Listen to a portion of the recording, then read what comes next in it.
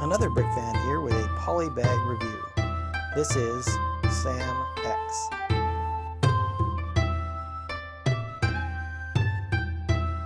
This is set 30533, was released in December 2019, has 56 pieces, no minifigures, and cost about $4 when it was released.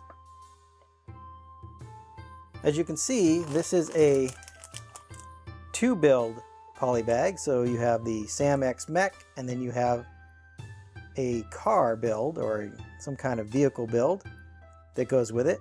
Let's go ahead and get this built up and take a look at the two different models.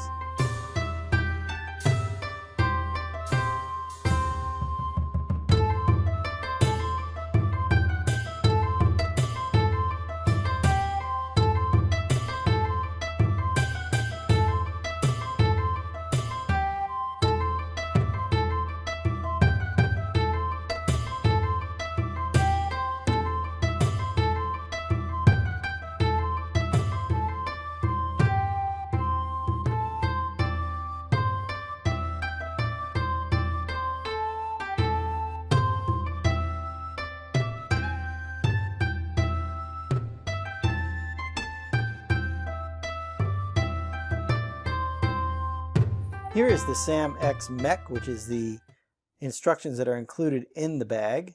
To get the instructions for building the vehicle, you have to go onto lego.com, and you can just go look up this set under the building instructions. Starting with the mech, I think it looks really good. There's some good articulation in the legs since they're on ball joints here. You can manipulate these quite a bit. They have the little cheese wedge for the feet, so that makes him pretty stable standing on the ground. You get quite a bit of articulation in the arms because of this clip on a post, which goes into these studs on the side bricks here, which allow for your full 180 degrees of rotation in the shoulder. These are also a rounded brick, so you can bend kind of at the elbow. There's no way to move the wrists on this figure, but it does allow for quite a bit of posability because of the parts that were used. I like the use of this shuriken here in the middle for some detailing, although it is pretty loose on that little post, so it does tend to move around a little bit. The back of the figure is completely plain, so for sure it has a camera-friendly angle. And then he has this bucket handle in the pearl gold color that adds a little bit of detail to his head.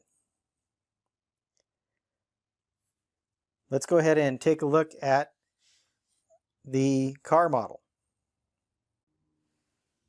Here is the vehicle that's the alternate build to Sam-X. I think it's a really good reuse of the parts. Of course, all of these wheels and the axle pieces are extra with the set. Those aren't used in the robot. And then of course there are a variety of pieces that aren't used in this car that are used in the robot or mech. I like the use of these gold clip pieces here in the front to give it some texture and kind of a bumper.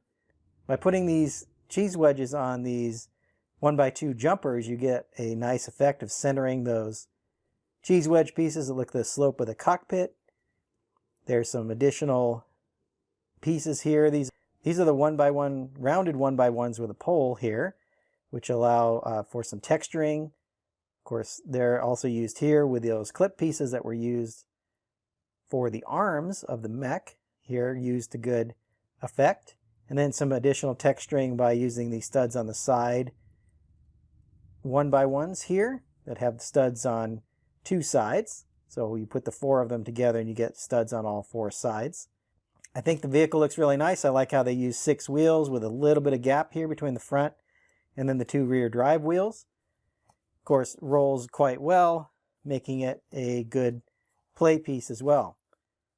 Nice to get a secondary build, and this polybag comes with quite a few pieces to make up these two builds. Let's take a look at these together and I'll give you my final thoughts. Both of these models are done quite well, and it's nice to be able to get the parts to do more than one model in a poly bag. The mech, as I said, looks good. There's quite a bit of posability that you have with him. The vehicle also looks really good. I like how it's got the 6 wheels. There's some good detailing in there, and the use of these same colored pieces are nice. The gold up in the front is good, and then the way that the front slope is done with those cheese wedge pieces makes for a very good looking vehicle. Overall, a good value set, and certainly interesting for Ninjago fans. Hope you've enjoyed my thoughts on this polybag set. I'm going to get going on another video. Until then, happy building. If you enjoyed this video, hit that like button. Subscribe to my channel to see more of my content, and I've left some links up to my other polybag reviews here on the screen.